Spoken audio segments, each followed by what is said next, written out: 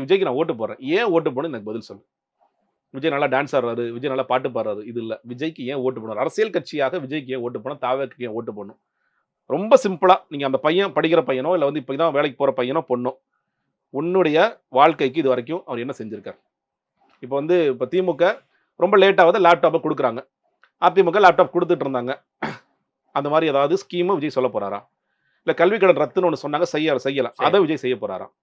இல்ல இப்ப காலேஜ் போற பசங்களுக்கு, பொண்ணுங்களுக்கு ரூ. 1000 அந்த பணத்திட்டம் குடுக்குறாங்க.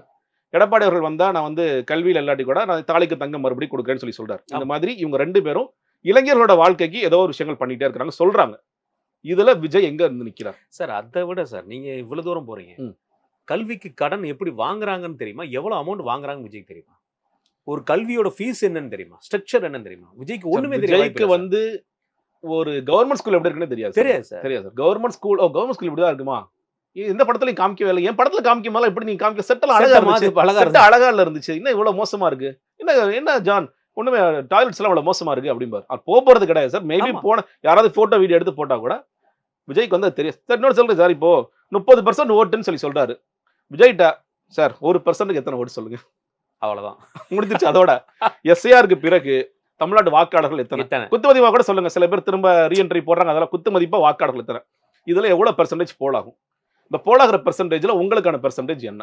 அப்ப 1%ங்கிறது எத்தனை லட்சம் ஓட்டுகள் சொல்லுங்க. இதை மட்டும் கரெக்டா சொல்லிட்டீங்கன்னா நான் வந்து அரசியலோடய போயிடலாம். விஜய் இதை மட்டும் சொல்லிட்டாருன்னா